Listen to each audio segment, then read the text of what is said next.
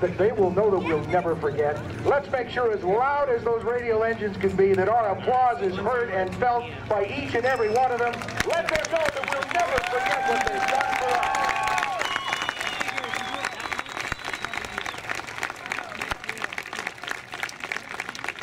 This pass is dedicated to them, the B-25 Executive Suite.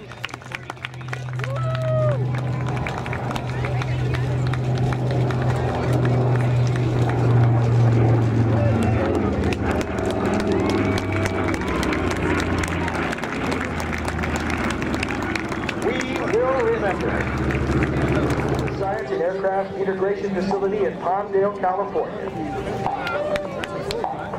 Collecting information about Earth resources, celestial observations, atmospheric chemistry and dynamics, and oceanic processes. The aircraft also used for electronic sensor research, development, satellite calibration, and satellite data validation.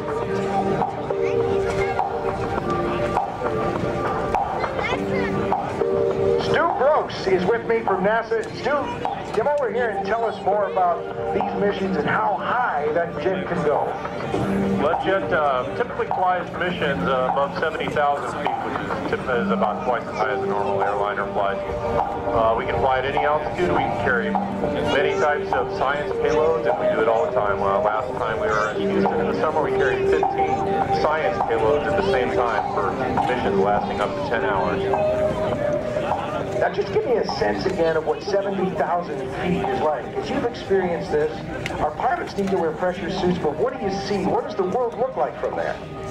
Oh, it's beautiful. It's the same view out of an airliner, except the Earth is a little bit more curved. You see a curved surface, and there's no traffic up there. We can generally go wherever we want. So this amazing flying machine can climb all the way up there. It's based on, well, what's the difference between this as we start to hear the words I'm talking about?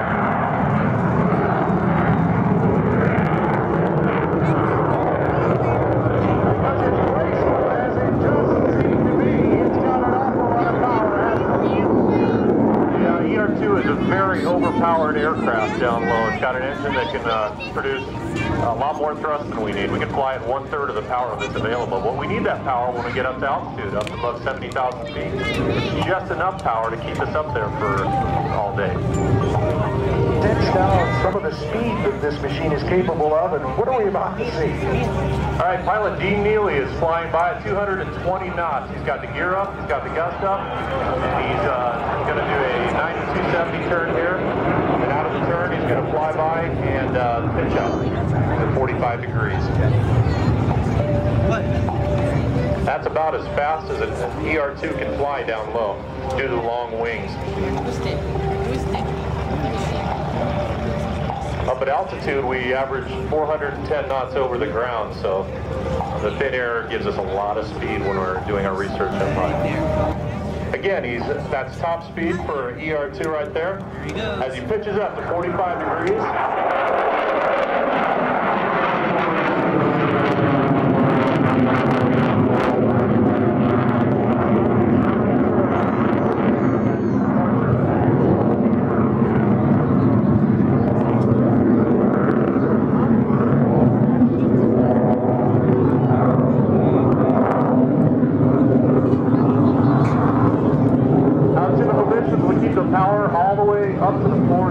Full power all the way to our altitude above 70,000 feet, which will be not today.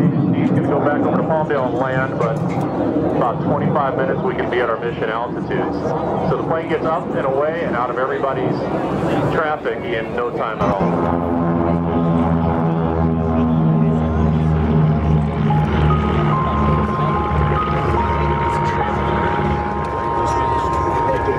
Airbus, Rob Royce. That is way cool. Maloney, Planes and Fame Air Museum in the 1950s. Restoration was begun by museum staff in 1981 and was completed 13 years later. Painted in the original yellow over blue scheme, flight testing completed in 1996, and we've got it here today.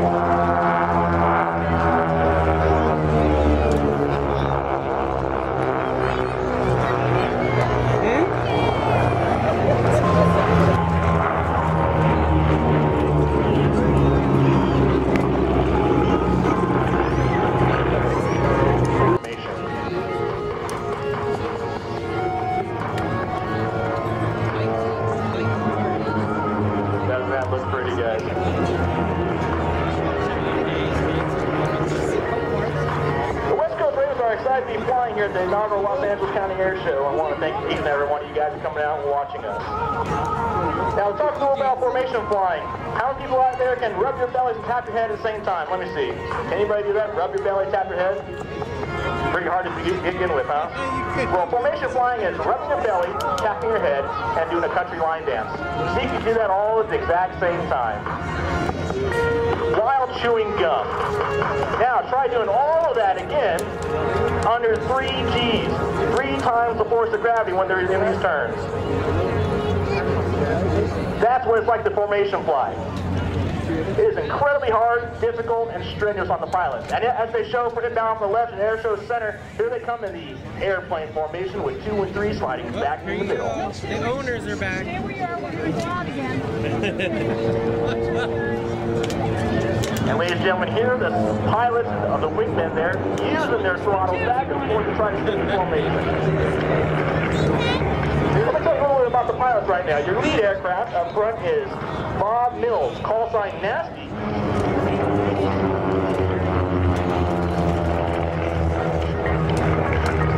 As they go in that 360, let me continue on to Nasty's number 3, his right wingman is Paul Rosales, call sign Rosie, a local here from Roseland, California. Paul was born and raised in Antelope Valley. He attended Hewitt Elementary, Antelope Valley High, and Antelope Valley College. He also graduated from Cal Poly Pomona with a degree in electrical and electronic engineering in 1984.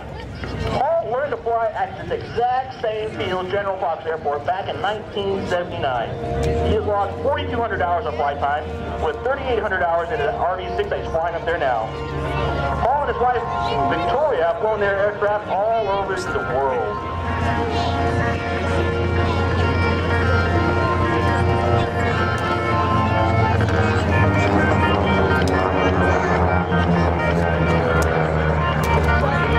For those of you out there who are between the ages of 5 and 36 years old, you may know Paul as Mr. Rosales as he continues to work as a substitute teacher here in the local Lancaster School District.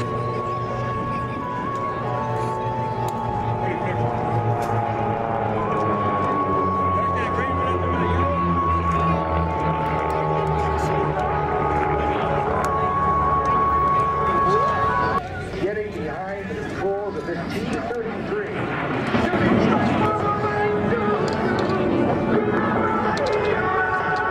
With his friend Kay Eckert in one of Kay's Lockheed T-33s back in 2007, he set his sights on an upgrade to the U.S. Air Force's first operational jet, a real piece of U.S. aviation history.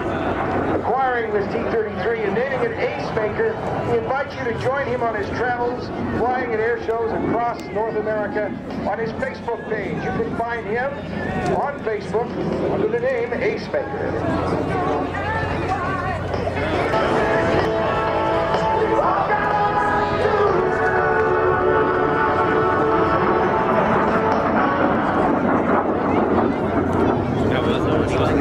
Greg holds a commercial pilot certificate with instrument, single and multi-engine ratings, as well as being a certified flight instructor. Type rated in the L-29 Delta jet, the Albatross jet, and the Lockheed 33 Shooting Star. Level 1 aerobatic, low-level card, fast lead formation card, round out his qualifications. It's become level now.